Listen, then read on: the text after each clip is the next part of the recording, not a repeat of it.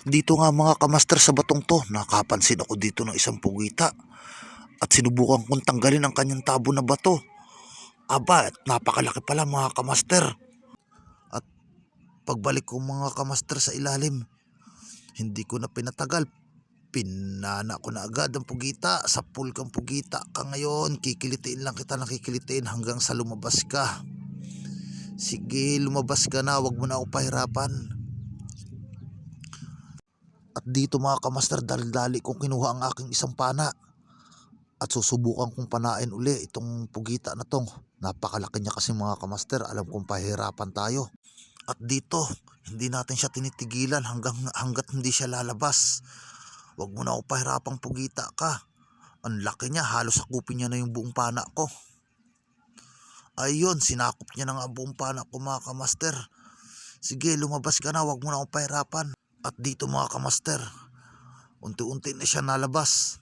Ayun, at napalabas ko na nga siya mga kamaster. Isang dambuhalang pugita. Napakalaki nito mga kamaster. Ang tansya ko dito mga kamaster, hindi bababa to sa 4 na kilo. Napakalaki niya talaga. Ang laki nito mga kamaster. Naku, at buhay na buhay pa.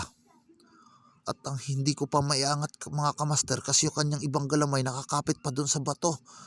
At pinahihirapan pa. Kailangan na yata natin gamitin dito ang isang magic hila. Popwersahin na natin itong pugita na to. Nako, at kinapitan pa ang aking camera.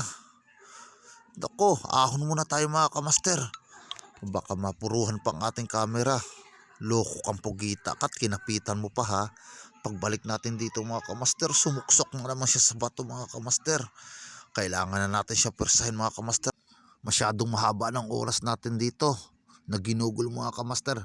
Kailangan na natin pwersahin.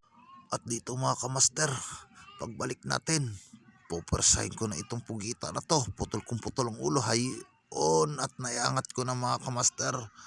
Napakalaki niya mga kamaster. Sobrang bigat. Basta hindi bababa sa 4 na kilo itong pugita nito mga kamaster. Sobrang laki. Ay, thank you Lord.